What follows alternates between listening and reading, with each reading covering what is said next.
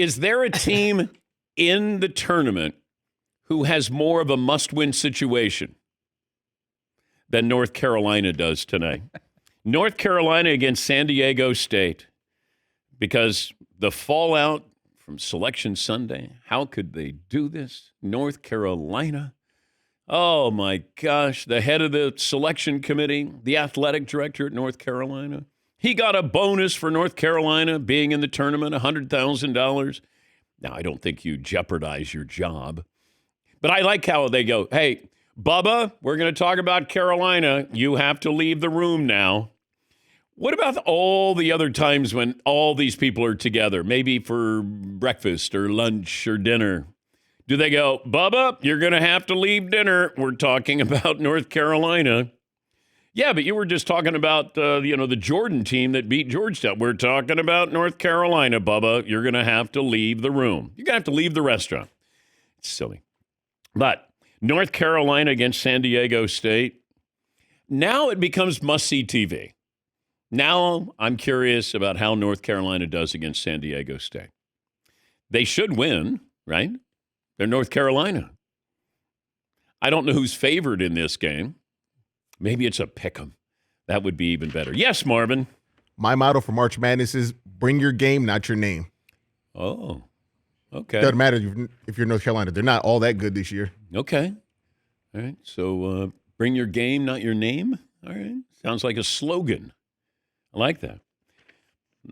So North Carolina against San Diego State, the first four. Now, the West Virginia governor, he's upset. I love when politicians pander to their fan base. Patrick Morrisey, he's the governor of West Virginia, and he wants to investigate the North Carolina NCAA bid. Today, I'm joined here with our Attorney General. He's the chief legal officer for the state. And I've asked Attorney General McCuskey to launch an investigation into the NCAA Tournament Selection Committee to determine if any backroom deals, corruption, bribes, or any nefarious activity occurred during the selection process. I know that the Attorney General and I are going to leave no stone unturned during this process. We need to get to the bottom of it. I think a lot of Americans count on the fact that there's transparency and that there's fairness when dealing with selection, whether you're talking about college football playoffs, remember what happened to Florida State a couple years ago, or when it comes to March Madness. Okay. He better get on this because North Carolina is playing tonight. So I don't think there's going to be an injunction where all of a sudden they go, tonight's game is being postponed due to an injunction by the West Virginia governor. He's got to pound the podium.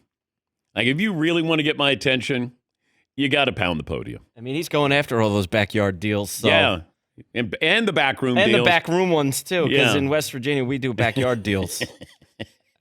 Let's go take care of Floss State. Yeah.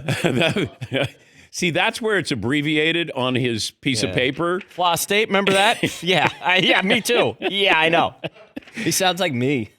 It's like he thought, okay, I'll just put FLA State. I'll remember it's Florida State. He's got Floss State. Today I'm joined by... And that was another problem. I don't know if he put a lot of thought into that before he started speaking, but it was kind of like he was like, hold on, or maybe he forgot his glasses. Today I'm...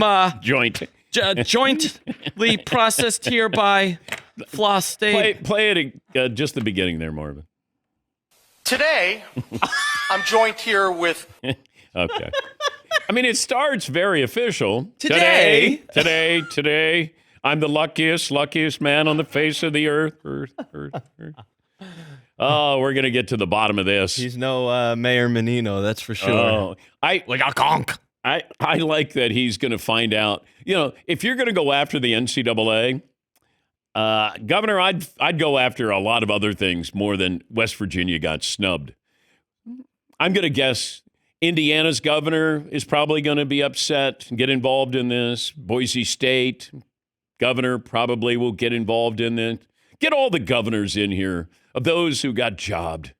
You know, damn it, we're the 69th team and I'm not going to take it. Yes, Paul. And he used all the political terms, no stone unturned. I was expecting a blue ribbon task force, like anyone who, when they do this, these politicians, they have to know that this isn't real and they really can't stop the NCAA tournament. Right? Yeah.